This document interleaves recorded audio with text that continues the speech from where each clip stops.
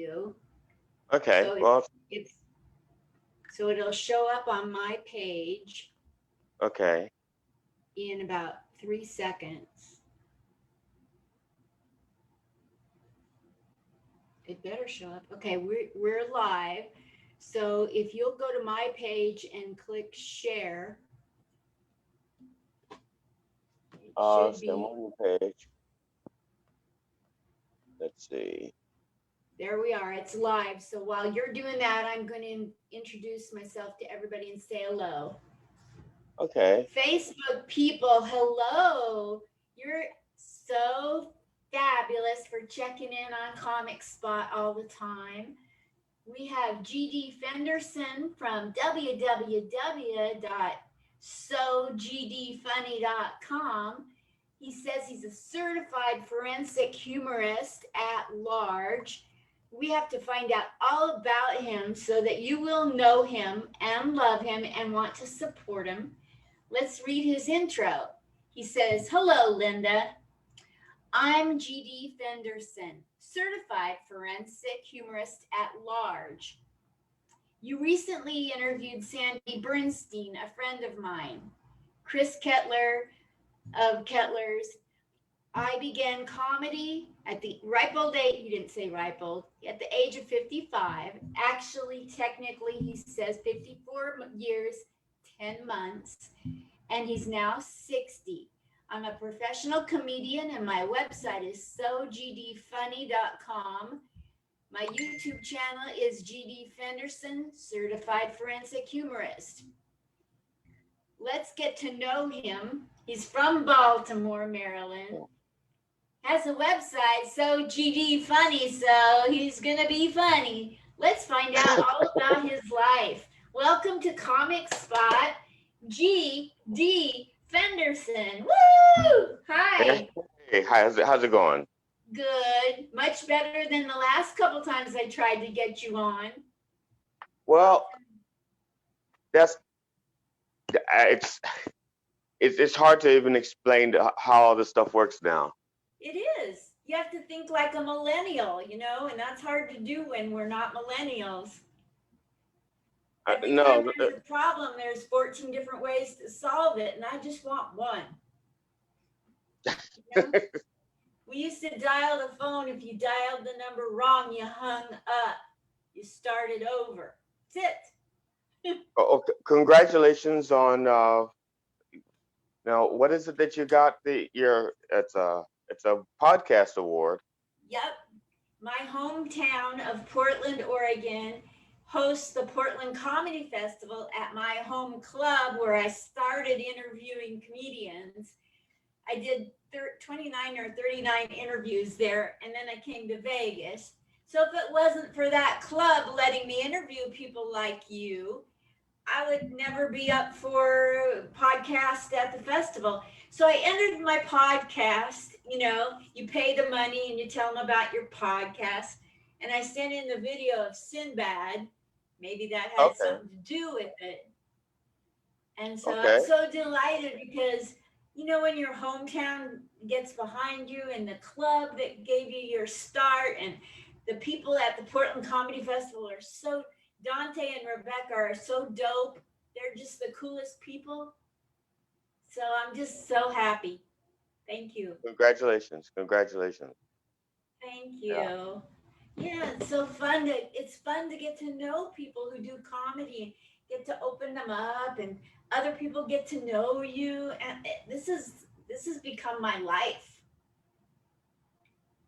Well, I've seen an interview with Sandy. I'm sorry if I start screaming or something. I have two cats here, one of which wakes up about now, and she wants to play. And I have a scar on my knee from a replacement surgery, and she takes her one claw and she sticks it in the scar. She doesn't have to see it. She does it straight through my pants, and she just to get my attention, she takes one claw and she digs into my leg. And so, my Lord. yeah, but that's just how she asks for attention. Oh my gosh. So GD, what does your shirt say? Okay, now this one says, "We'll drink about it now, we'll laugh about it later." uh, time. Oh yes, tragedy plus time equals comedy. When I Yes. was at when I was in ninth grade in my homeroom, my teacher, Mrs. Norris, showed us of to to kill the time in homeroom before classes started. She there was a movie she had called What Makes Us Laugh or something like that. It was a really old thing. And one of the things that they said in the movie was tragedy plus time equals comedy. And so, It's and true. this is just the drama faces with the hourglass in the middle. Now, this is the logo for your website, Yes, and it was yes, inspired by her. yes, it was. It was inspired by my ninth grade homeroom teacher, Mrs. Norris. Wow. Now, Yeah. was she the very first person that encouraged your funny bone? Ooh. Ah. I think okay. The first person to encourage me to be funny was my brother. Uh, I was about 6 years old. We were punished. Had to stay in our room, and he was bored. And he told me, make him laugh, or he was going to punch me in the face. Oh And my God. so I started doing impressions because I didn't really know any jokes. I was only 6 years old, and so I did impressions and caricatures, and my brother laughed at those things. But usually, for the most part, I was only funny by accident. I was a very serious child. I didn't know how to be funny. I was only funny by accident Oh because my God. I took things so serious and so literally that if someone said, "Oh, you look blue," I thought something was wrong with my hue. I didn't understand, and so people was always making fun of me because I didn't get the joke, and I didn't get the joke until I was like much older. Like That so, probably makes you a better comedian because you understand how people don't get jokes. I had never, I never even made that connection. That since I understand what it means to not get the joke, that I try to break things down for people to get the jokes. I never thought about that, but sometimes when I'm writing, I do think like that. I'll say, okay, I think this is funny, but how do I get other people to understand it as funny? Yeah. Um, or That's a there's very something that's a very important filter to have. I don't have that filter. I need that filter because uh, I've had people tell me that sometimes I've had jobs turn me down because they said I was too erudite in my humor. And so, and that's because I'm, well, I write on layers. I write jokes so that, well, I shouldn't say jokes. I write stories. I don't really tell jokes per se. I tell stories. And if I retell a story, I need you to understand it's funny, but also a story might be 10 minutes long. I can't have you wait 10 minutes to laugh.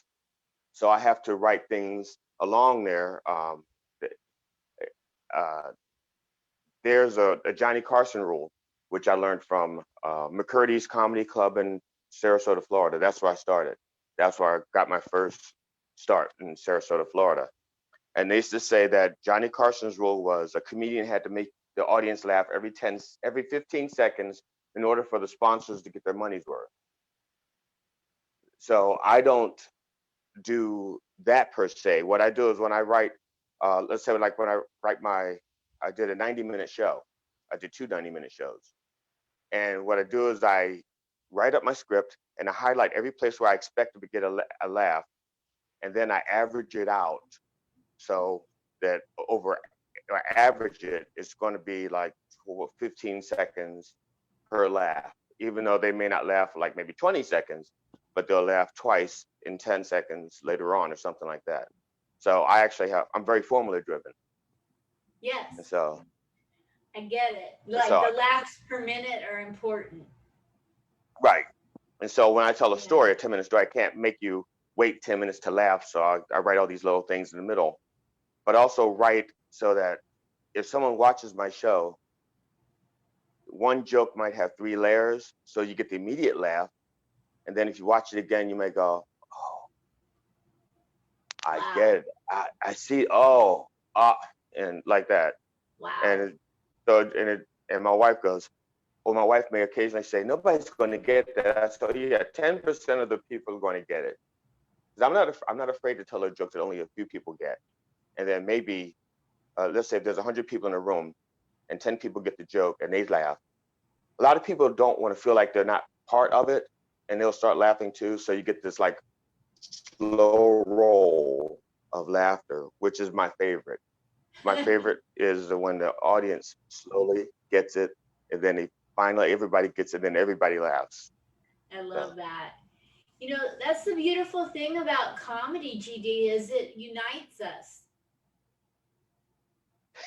for the most part, it does. Yeah. for the most part. I yeah. I mean, I've had places. Well, I've only been heckled twice, and both times they were in competitions, and both times they were by family members or friends of a competing comedian.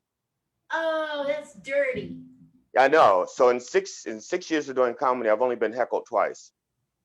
Wow. What was So the worst? What's the worst heckle you ever received or heard somebody say? What's the worst you've heard at a club? Maybe not to you.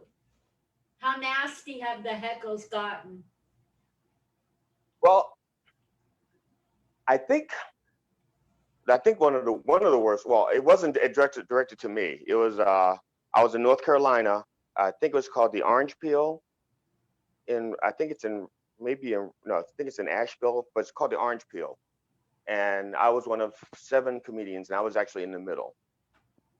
The first 3 comedians were white. The last 3 comedians were white. I was the only non-white on the show. So it's like And a reverse Oreo. yes, yeah, Okay. exactly. And All right. and so there was a lady there who was heckling she was heckling. She heckled the 3 white comedians before me. And when I got on stage, she just stared at me and she didn't heckle me. And so I got to do my entire routine without being heckled. But I began to heckle her for not heckling me and not giving me equal treatment. And I wanted to be treated like the white comics, and I wanted her to heckle me like she heckled the white comics, but I couldn't get her to say anything. She was just nothing. And so I got to do my whole routine uninterrupted. And then when I was done, the next 3 white comics, she heckled. Wow. Oh my So gosh. so that's That's probably, but I think that's it. I mean, I'm not sure if I've had anything. I don't have anything negative that I think has happened to me on stage. My wife thinks I've had some negative things. Uh, I decided to do an entire show of improv, so to speak. I called it a bucket of bits. What it was, to be honest, I was getting bored. I was getting bored, and I wanted a challenge. And so I had the audience throw um, just topics in a bucket, and I was just going to grab a topic from the bucket and do something from that. And I called it a bucket of bits. And the first 4 minutes, hilarious, absolutely great. And then the next one I looked at, and it was just a rambling statement. And my brain tried to make sense out of the rambling statement so I could put something together, and it threw me off. And what I should have done was made the rambling statement. And I know this now. I should have made the rambling statement the joke or whatever, instead of me trying to come up with something based on a rambling statement. And so that threw me off. But I got it back, because a little kid in the audience had said something. Not kid, but a young guy. I'm sorry, I'm 60. Anybody under 30 is a baby. kid. Said something. He just blurted something out, and when he blurted it out, it got me back on track, and I just went on and made fun of what he was saying. But Yes. my wife and 2 people in the audience, after I was over, looked at me and said, "You won't try that again, will you?" And I said, "Oh yes, I will, because I've learned." It's like they were thinking, "Oh, that was awful," and I'm thinking, "No, that was a learning experience. I learned a lot from that." Yeah, so That's an that's interesting thing to do. I like I said, I was full of myself, and and I and so I said, I can do it. I can do anything. I can do this. It's a great idea. A bucket of bits, it'll work. Yeah. and I would do it again. I would do it again in a heartbeat. Uh, Yeah, sounds fun. I thought it was fun. It was okay. Like I said, it had great moments and it had not so great moments. I did record it for posterity, I believe, and like I said, I just learned from it. I Yeah. don't know if you've ever seen comedians that have a bad night and they take it out on everybody when they're done. They don't want to talk to you and they sulk and they like, "It's crappy. Leave me alone. Get it. Leave me alone." Well, now if I have a Yeah. bad, well, quote, a bad night, which I don't, like I said, I don't really consider anything a bad night. If I got on stage and I got to do what I was trying to do, it's, you know, I mean, it's There's not no a bad bad. night. No, it's no bad night. You just learn from it. I love that. So tell me, you call yourself a certified forensic humorist at large. Can you Yes. what you talk about, Willis? Okay. when when I first started, I attended a seminar run by a local comedian guy named, I'm gonna throw something out. His name is Tommy Simbazo. Uh, he had held a seminar for young comedians, and one of the things he was trying to help us do was to write an electronic press kit, so that when we try to get jobs, we have like a resume. And so he wanted us to write something about ourselves. And at that point, the only thing I could think of was there was a comedian, I think it's Chuck Nice. What? There was a comedian named Chuck Nice. Yeah. Okay. Well, I saw him on NBC and on the Today Show, and he used to be on there all the time as a regular. And he was supposed to be like the comic relief on a topic, but under his name it would say comedian. And I thought to myself, that's so stupid because he's not all that funny, and he's trying, but he's not all that funny. And sometimes he made a point, but it wasn't like a ha ha point. It was more like a aha point. And I thought to myself, I'm not going to let that happen to me. If I get on the Today Show and they hire me, it's not going to say comedian. And then I needed something for it to say instead. And so I came up with certified forensic humorist. Love it. And so, and because a humorist, more like Will Rogers, I'm not, Will Rogers was a humorist. He would tell stories and enlighten people. Dick Gregory, they say comedian, but he was a humorist. Uh, and so there's some people who tell great stories that are enlightening and they also make you laugh. And I humbly put myself in that category of people who can tell great stories and make you laugh. So I'd rather be considered a humorist than a comedian. So, Wow, I love it. And where does the forensics fit in? well, if you break down the words literally, like if you take the words certified forensic humorist, certified is another word for, if you use a thesaurus, certified is another word for genuine, genuine or genuinely. Um, Forensic also can be translated into rhetorical or rhetoric. Okay, got it. Not just, see, most people think of forensic like a forensic science, which uh, like a deep cut in science. And of course, humorous, funny person. And so So that's, when I heard forensics, humorist, I thought you do comedy about dead things. I do that too, mostly my career, but I yeah, am I do. horrible. I'm horrible at telling stories. Horrible. I have such a desire to tell a story and have it be funny. But a lot of my stories come from a lot of pain, and then people love me instantly. They just love me, and they don't want to imagine me going through anything horrible. So they refuse to laugh. I, I, the very, the very first time I was on stage. Well, I shouldn't say the first time I was on stage. The first time I was on stage when I did it, it went well for a first time. But in the rehearsals, uh, it was I got my start in Sarasota McCurdy's Comedy Theater, and it was a boot camp, a 3-day boot camp where we were all trained and honed and we got together to write a 5-minute bit that we were going to perform on stage for a live audience, roughly 150 people.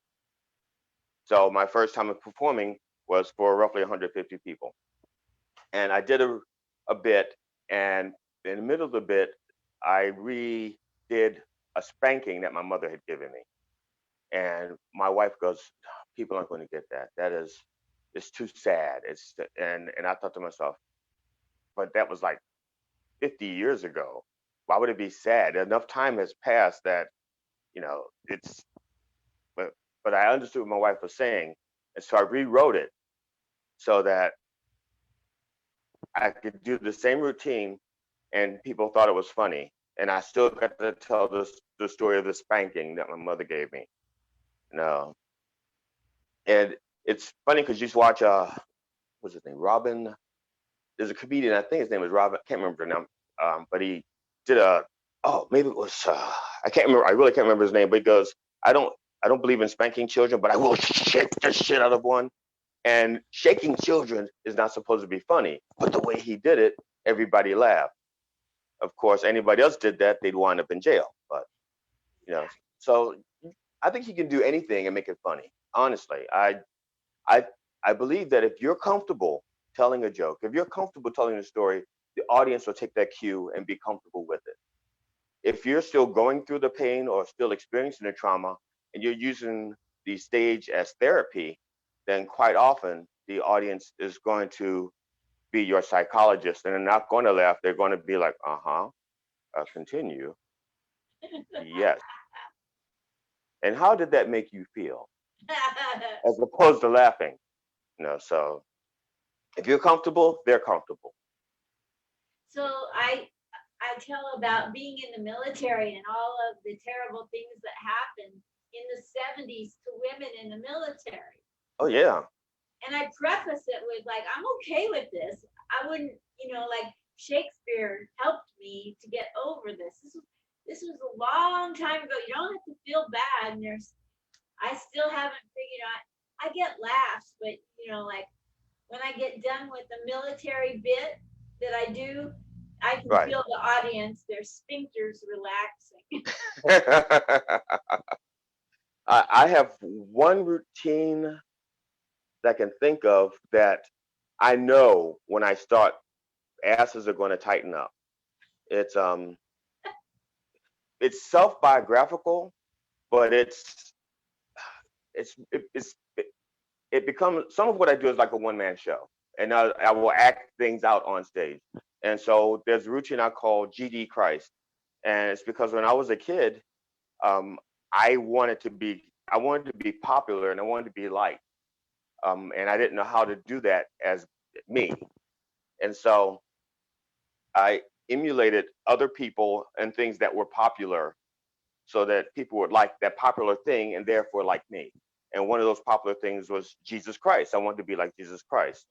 But it turns out that I had a very bad temper as a child.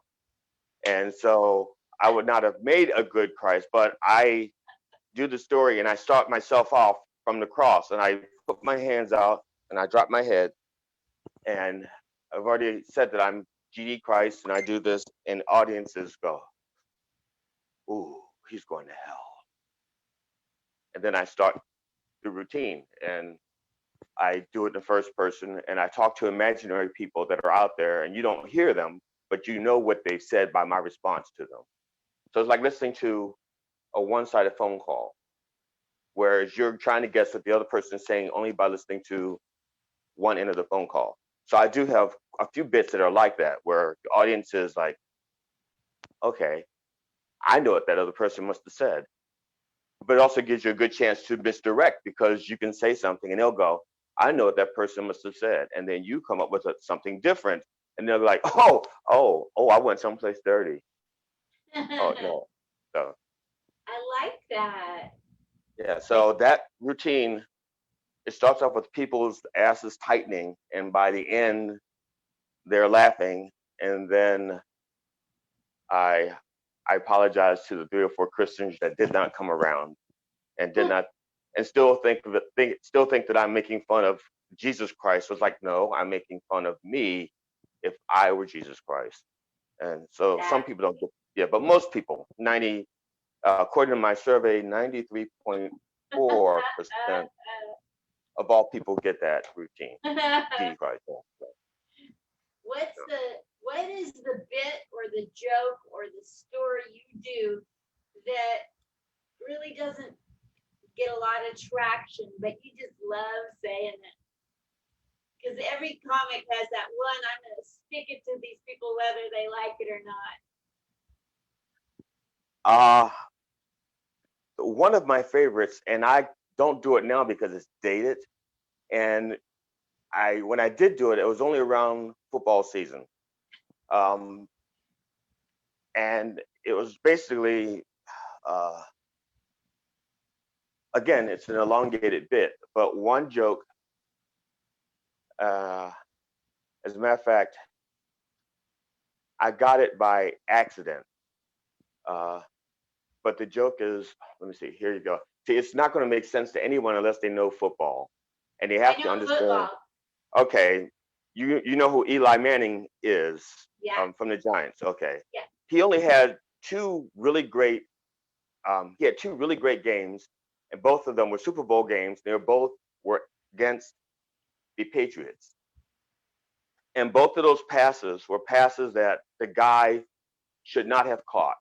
You know, it's like the Eli escapes the tackle. He throws a ball. Tyree something. Maybe I can't remember his last name.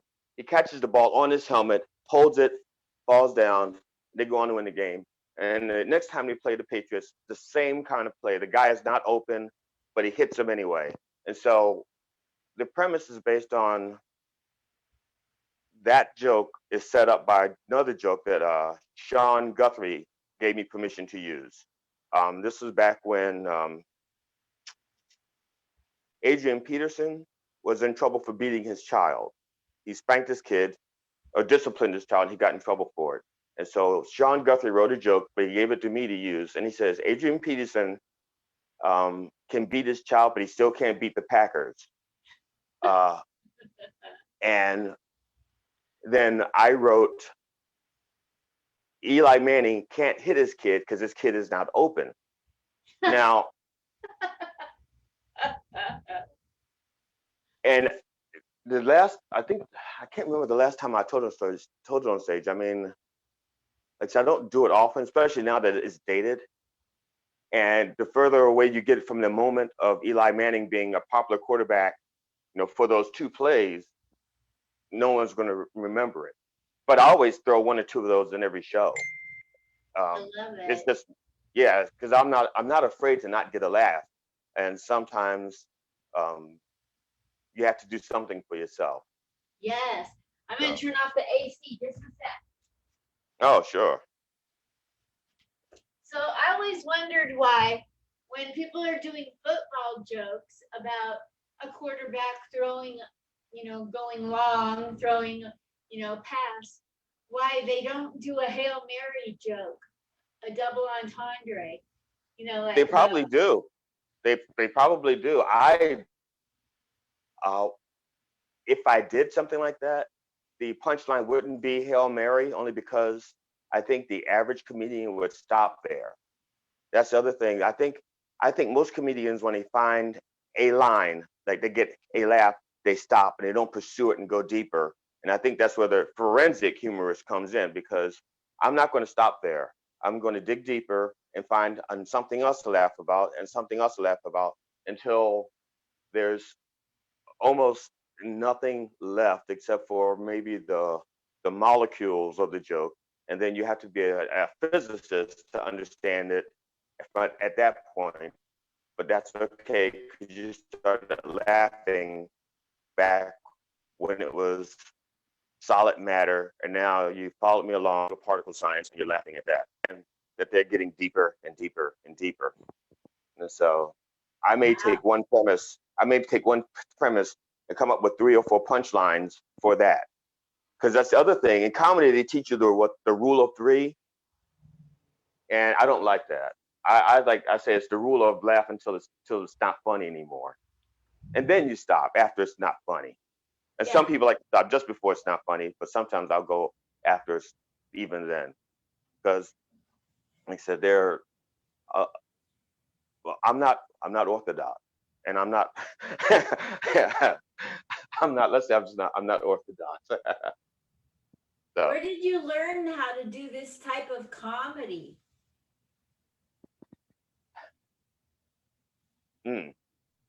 it's a friend of mine uh, says that I'm not actually doing comedy. I'm actually doing myself, and you're just in on it. So I'm not necessarily doing comedy. People at my job think I'm trying material out on them all the time. They say, "Oh, you're trying out a joke." It's like, no, that's literally just who I am. I I have a I have a philosophical bent, and my philosophy is that I want to make the world a better place. I want to leave the world better than I found it. And so if I can help somebody laugh and make them happy for a few moments, um, then I've made the world a better place. I've left this place, that spot, that moment better than I found it.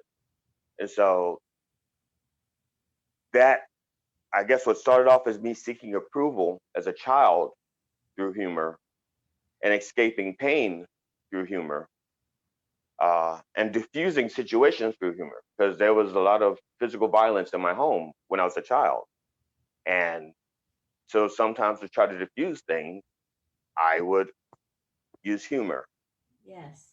So it went from being a defense mechanism, and after all these years, it's just a part of who I am. So I don't know that if I don't know if somebody put me on a couch and went deep, deep, deep, if they'd find that insecure kid again, or if this is who I am, that the humor is so deep ingrained in me that it's there. Yes. Yeah. I remember growing up, my parents, they were either having and bunny sex, or they were, and us kids had glasses up to the wall because we didn't have porn. Or I don't know if they were either doing that or fighting where the neighbors could hear and see all of the person in the fight that was losing all his or her possessions were out on the front on the stoop. So I get it, because like I remember grabbing a bunch of marbles, putting them on my head, and letting them drop to the ground. And my parents quit fighting, wanting to know what the hell I was doing. And I said, "You're making me lose my marbles." So yeah, I get it, because like in comedy it can distract somebody from doing something terrible. Yes, yeah, it can. Uh, or if the joke is really bad, they'll just say, "Oh, I'm going to finish with them, and then I'm going to kill you for that joke. That was bad." But you stay there because I'm going to stab them first, and then I'm coming over to strangle you. Yeah. So, Remember the good old days when we used to entertain our relatives when they'd come over? ah, uh, yeah. Now, if I don't know if you mean like good old days, like a few months ago, or if the good old days like when we were kids. Kid. Uh, I remember both. When we were kids, or my or my step my stepfather, my father died when I was real little, and uh, uh, and my mother remarried, and my stepfather was a musician, and he would have his family over and friends, and they would be playing jazz, improvising with whatever instruments they brought. I mean, one time his father showed up and he had huge huge conga drums. So there would be congos and basses and guitars and flutes and just jamming, and it was fantastic.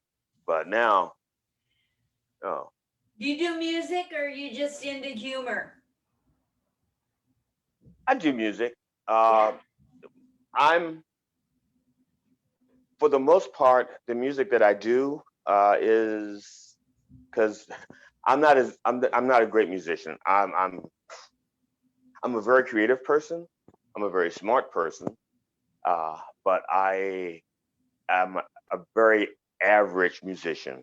As a matter of fact, since Eddie Van Halen died, I have moved up the chart one more spot. So I am now the 1 millionth 735,679 best living guitarist on the planet. Now that he's dead, and not that I'm counting, but so that's where I am now. I'm 1,735,679 best living guitarist on the planet, and so I do song parodies. Uh, so as a matter of fact, at the end of my first DVD, my first DVD ends with a song parody dedicated to my wife.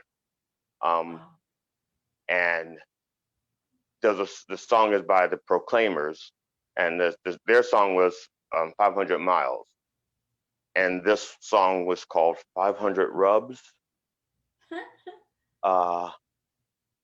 Yeah, it's the first verse is, when I wake up, well, you know I'm going to be the man who's pitching 10 for you. That's how it starts. I don't know if I can remember the rest of it. Like, I don't do it that often. Not that one anyway. So there's like maybe 14 or 15 song parodies on my website, on my YouTube page that they can get to through my website. And I just finished another song parody, but it's not funny at all. It's called Cages. It's called Cages. It's about the children that Trump separated at the border, and it's based on the music from David Bowie's Changes. Wow. So, but the lyrics are, I hate to toot my own horn, but they're really fantastic. That's because I gotta go check this out. Yeah, because I'm a good writer. I'm not a great singer, but yes, you but are. I'm a great writer. But I am a virtuoso with words. Love this. Yeah. I love your singing. You were singing thank you. Song. I recognized the song you were singing, and you weren't singing. So I thought you were great. Thanks. Can't remember the rest of the song, but I have a lot, maybe 14 or 15 song parodies. There's a Stevie Wonder parody. What? Yeah, I do.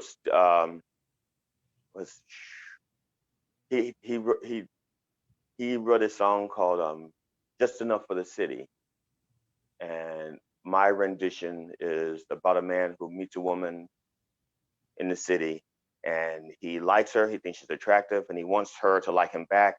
So when he's talking to her, he lies a little bit just to make himself sound better.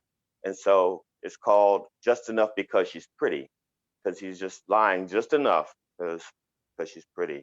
And that's so. That's in cool. fact, yeah. I have a few. I don't do them live anymore. Part of that is because a lot of clubs, it's hard for me. I need command of the stage. I need to say, this is what I'm going to do, and let me do it. And a lot of places like, no, we're not set up for that. We're just a small club. We can't do that. And so if I can't have the sound I want and the stage setting I want, then I don't do it. So absolutely. And so most of the shows, if I do a longer set, it's a show that I produced myself where I've rented the theater. And so I have control of the stage, I have control of the lighting, and someone else isn't saying, oh, well, you can't do that because we don't have the space to do this or that, or to do that, or the sound or whatever. Or some clubs don't like you to do musical comedy because they know their audience. Yeah. As opposed to you knowing what you can do to bring them around. Thank you. When I have a club that is comfortable and lets me do what I do, I start out by singing, and I do my set around the parody to the Platters song, "I'm the Great Pretender." Oh yeah, yes. I'm pretending that I'm not confused. And then I look at everybody and I go, but I'm so confused. And then I just list off everything I'm confused about throughout my set. And then I end it with the song again. Oh yeah, yeah. So I like to be able to have control of what I'm doing. And it's not an ego thing. It's just that in order for me to conform to a lot of clubs, I have to hold myself back. And then I don't give everything that I think the audience deserves from me. They deserve everything I have to give. And if I have to hold back, then I can't give them everything, and they're being cheated. And I'm being cheated because I want to do the best I can do. You know, so Yes. if I want to be able to, if I need to crawl around on the floor and act like an animal to tell the story, then that's what I want to do. You know, so I've got a bit that I'm working on about, I don't do online dating, and because look at me, I'm a good girl. I'm the type every guy wants to take home to meet his parents, What am I gonna do? Like, and then I want to do an act out where, because I can't meet a guy and go to meet his parents at my age, because you got to get down on your hands and knees and crawl in the dark with a flashlight through the cemetery to try to find their tombstone. And I want to be on the ground crawling, holding a flashlight, like I'm hobbling on three legs because I can't use the fourth leg. That's holding the flashlight. And I've had people tell me, no, it's not worth doing, but I want to do it. So there, I have a bit that I have yet to do that I know is hilarious, but I want to do it with the full effect. I've done the words for the bit once. I on YouTube I have three long shows on YouTube. When I say long, I mean over an hour or more. And one of them was my 60th birthday party, and I did a routine that I know is hilarious, but I can't do the full thing yet because I need strobe lights. Because uh, some people, when we were kids, we used to go roller skating, and so I wanted to do a routine based on one of the songs I used to roller skate to, and it's funny without it.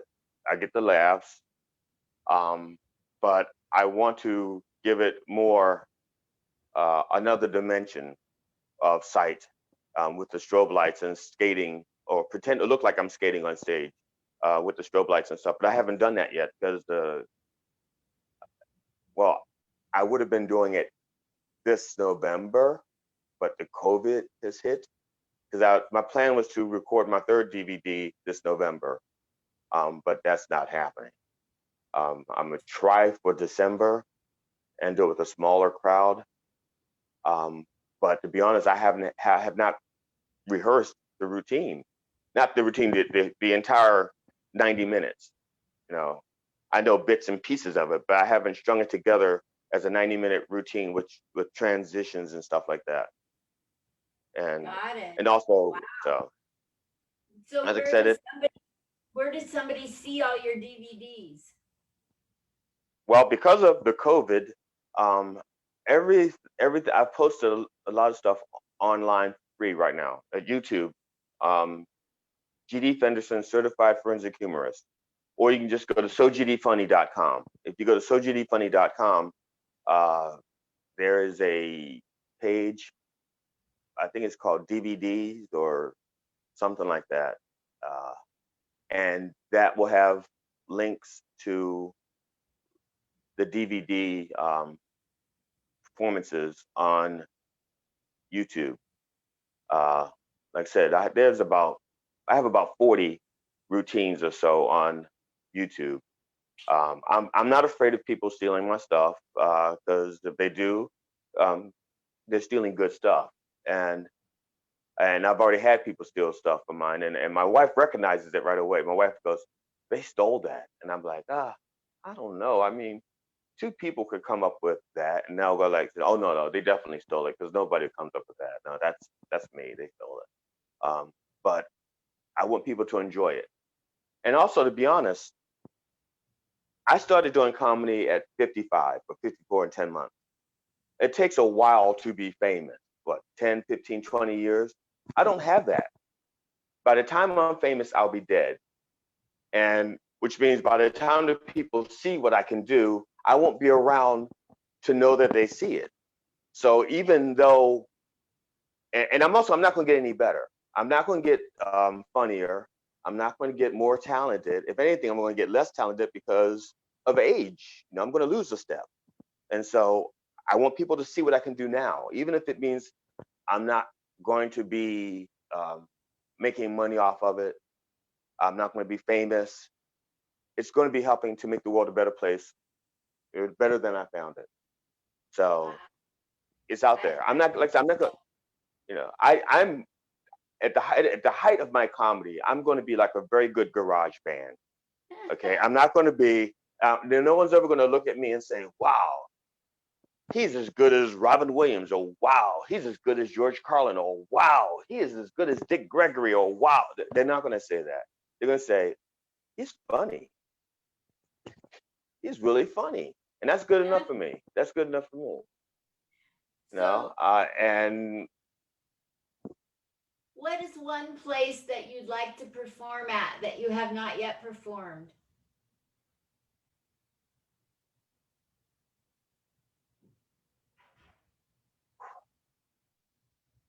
I would love to perform.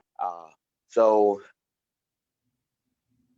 I tell you, this is going to sound strange, but there's a high school in Iowa, Pleasant Valley High School. They have in Des Moines, their auditorium is super fucking fantastic. I mean, they have state of the art sound, state of the art videos, state of the art everything. It is phenomenal. I think they spent this is a high school. I think they spent like $14 million on their auditorium. Oh my If, Lord. yes, I would love to perform there. I would love to do a show there. And I'm not too far from I could do it. I could have done it at any time. I could have rented it and did it and probably packed all of 14 people in there. um and because I have friends in Iowa and those would be the 14 people that would come see me.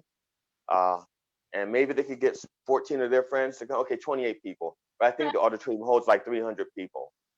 Uh, Wow. and so, but it's phenomenal, and I would love to perform there.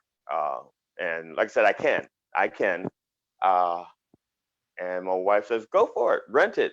And I would just be heartbroken if I rented it out and only 14 people showed up. I have I have a 20-person minimum, and if I can't get 20 out of a 200, I think it's that I'm not sure how many. It's a huge place. It's beautiful. That I would love to play there, even more so than like any auditorium or something like that. Because I like that place. I like it a lot. If you go rent that place, I will help you promote the PBGBs out of it because I know people in Des Moines, Iowa. Well, in that case, we have a date. Des Moines, I will be coming there in 2021. I don't know when in 2021, but it'll be during the summer because I drive everywhere I go. I don't fly anywhere. I'm too much of a control freak, and this way I get to take whatever I want. I don't want to have to explain my props to somebody at TSA. Say no, that's not for me. It's for the audience. It's for comedy. No, really, I don't use that. It's for comedy. Could you please put that back? No, don't look at me like that. It's for comedy. See, if it's in my car, I don't have to worry about it. Unless a cop pulls me over and says, "You mind if I search your vehicle?" I go, "Yes, I do." I don't want you to like, "Oh, what do you have in it? You want me to see?" It's comedy. Okay, yeah, we've heard that before. Oh yeah. So, but that's why I drive. So I mean, like if I want to take this with me, I can take what? Oh, my bass. I don't know where to hold it so you can see it. Oh, can you see it? Wow, it's a Fender. Yes. Oh no, I'm sorry. No, it's a Yamaha, but it's a Fender copy. Got It's a it. copy. It's a copy of a Fender Jazz Precision bass, I think, but it's made by Yamaha. It's beautiful. Um, I don't buy Fender because my last name was Fenderson, and people kept expecting me to do that, and I was not going to do what they expected me to do. So I was not going to buy Fenders. So I don't have any Fender guitars. I have like 6 guitars. None of them are Fenders. I love it. specifically. No. So we covered the fact that you started when you were 54. Your website is gdfunny.com. Your YouTube is GD Fenderson Certified Humorist, right? Yes, certified forensic humorist. Yep. Certified Forensic. What's your name on Facebook and Twitter and Instagram? On Facebook, I'm GD Fenderson. And on Twitter, it's so GD Funny. Uh, I guess well, not guess. I also contribute to Politipod podcast. So they do political satire every 2 weeks. So I'm a contributor to them. Wow. Under the auspices of Matt Nice Nisanoff. Nisanoff. It's Nisanoff, but when I write, I will write nice enough, but it's Nisanoff. There's some really talented people on that with that podcast. Really talented. I don't want to say I had to step up my game because I usually bring my A game, but it allowed me to bring another dimension of my game with them. And I also write commentary for What's the Story magazine, which is out of Reno, Nevada. What's the name of that magazine? Political comment. Oh, what's the story? What's the story? What's the Story magazine? LaRue Press, and that's Janice Hermson is the I guess the CEO. I contribute with political commentary with a little bit of my humor, and also write for the Epic Radio Show out of Cleveland, and I write for their blog. I do the blogs for them, and each one has different skill sets that I get to exercise. Because the Politipod, I'm probably writing two sketches for each show every 2 weeks, and and it's got to be like up to 4 minutes or something like that, and pertinent. And if it's not funny, Matt will let me know. And it also has to be topical. It has to be topical. I mean, well, because you can do. I shouldn't say topical, but relevant. It needs to be relevant. So it's not like I can do Nixon jokes unless I can make it relevant to today. But with the Epic Radio Show, it's a blog, so I can go back. The premise of the blog, my blogging, is that I'm an old guy trying to teach young people what it's like to be young, even though it's been so long that I've been, because basically we all have the same drama in our lives. It's just a different background. When we were kids, I don't know how old you are, and I'm not going to ask. But when I was younger, when I was growing up in the '60s, we had to be in the house by the time the street lights came on. We played outside, but now, I guess maybe 20, 30 years later, instead of kids playing outside, they're playing inside, and they have to be, off the computer by the time they used up all their gigs. I don't know, but they have it's the same drama, just a different background. And it's going to change. Like now, people interacting with Zoom and stuff like that. It's like I said, but it's the same drama, just a different backdrop. And so I try to help young people get through being young and stupid, because I am so much older and so much wiser now. If I knew what I knew when I was 30 now, if I knew now, no, wait a minute. If I knew how to say what I was trying to say, I could, well, anyway, the point is I write for the Epic Radio Show, and I write better than I talk. So what would you like to say to people? Because we've been on here almost an hour. What would you like to say to wrap up?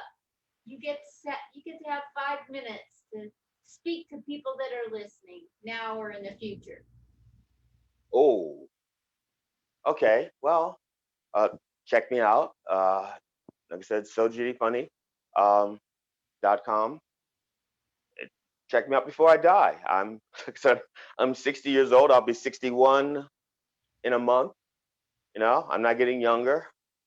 I'm not going to get any better looking. This is as good looking as I get. So people who are like waiting for me to like, well, I'll go see him when he's better looking. That's not going to happen. I'll see him when he's funnier. It's not going to happen. You're going to but you should see me before I die, because I will think that my appearances will be um, uh, not as good. Uh, and check out my website. You get to see um, what my urn is going to look. Actually, you've seen my urn, right? You probably didn't realize that was my urn. I didn't. Yeah, that's my urn. That's what I'm going to be buried in. Well, not buried, but that's my final resting place. I've used that. I've used that in a few comedy shows as well. I've done a few bits about my own death. I've done my own funeral. Um, and I've been the reverend and also the mourners at my own funeral. So you've seen my urn. So people should see me before I'm in the urn. Wow, that's so cool. Now I'm getting a picture of the forensic humorist. Oh yeah, it's surfaces. It's surfaces. It's kind of like, I guess it's kind of like a student loan. It's you're not going to escape it. It's always going to be there until you die. Oh my gosh, those student loans. Yeah. Well, been a doll to be so patient. I had trouble with the internet the other day. We had to reschedule, and I adore you. I think you're brilliant when it comes to explaining comedy, and I wish that you were close by so I could go see you perform. I love watching people perform live. Yeah. Yeah. I a friend of mine actually paid me a compliment. Did a virtual show. I don't do virtual comedy shows. Um, I and that's it's not that I need the audience, because I don't need the audience to be funny or to feel comfortable. I don't need the reinforcement of the laughter, because I know I'm funny. So I don't need them to laugh to tell me that I'm funny. Um, but I like the sound of laughter, and reinforces the fact that I am making the world a better place. So I don't like virtual comedy shows. But a friend of mine put together a virtual comedy show, and he said he was putting together his favorite comedians from across the country. And so I was very flattered at that. And so I did one virtual comedy show. And and if you see it, um, I did post it online. At least posted the camera, my version. I had a camera in there set up, so you don't hear anybody laughing. You just see what I'm doing and what I'm reacting to. Uh, so I don't do the virtual thing. Uh, I get that. I prefer live. And actually, the reason why my face has changed, because a second thought popped into my head while I was saying that, and I can't remember what it is now. I wanted to bring it up though. It was really important. I know it does. I'll remember, and I'll call you later or something. All I'll right, edit it I'll in. type it. I'll put it on the post. Yeah, sure. And so, but I will reach out to you though, if uh, when I do Iowa, when I decide to uh, do Pleasant Valley High School in Des Moines, Iowa, I All will right. let you know. Yeah, See if we can so get 20. See if we can get 25 people in that place. absolutely. We'll hit up Iowa, Des Moines, Iowa. I've got my ex-husband, all his family is right in Des Moines, and all Oh, okay. their kids' kids. We'll get people there for you. Okay, cool. That that would be great. Yeah, like I said, my 14 fans plus your family and friends, and I could probably get 50 people in there, and there'll be room for 200 more. I think. I guess it's really nice. It's a nice venue. So, uh, Iowa needs comedy. Are you kidding me? You know? well, they have some really fine comedians out there. Uh, I've met a few of them. I got to work with a few of them. None of them are as funny as I am. They shouldn't get their hopes up. You guys aren't as good as me. Don't worry about it. But you're getting there. You'll work on it. You'll get better. You're young. You have time. If you have time to get better, don't try to get as good as I am in 30 years. It's not going to happen. It takes no, years to get this good. I love talking comedy with you. You've taught me so much. And everybody that's watching this, share this because he's given some really good nuggets of information about comedy in here. Plus, you can get behind him and help his career while he's still alive. Yes, because it does me no good once I'm dead. My wife would benefit, except the fact that she asked me not to die first. So that means she won't even be around. Because if they tell me I have 6 months to live, then my wife has 4.5. It's just, just keeping a promise. That's all. There it is. There it is. So yeah, you have to enjoy me while I'm alive. And before yeah, because looking at the videotapes, you're gonna say, "Oh, I wish," or even worse, you want to enjoy me before I become so old that I don't even know I'm watching myself on tape, and I'm like, "Oh, that boy, that's a funny young man. Good God Almighty, he's funny. What's his name? What's his name again? GD Fenderson. I know GD Fenderson. I think I went to school with a GD Fenderson, but he's funny. God, good, honey, I think I threw up my pants again. Damn it. Yeah, I think somebody peed my pants. That guy's fucking funny. He's funny. He's So you got to see me. funny.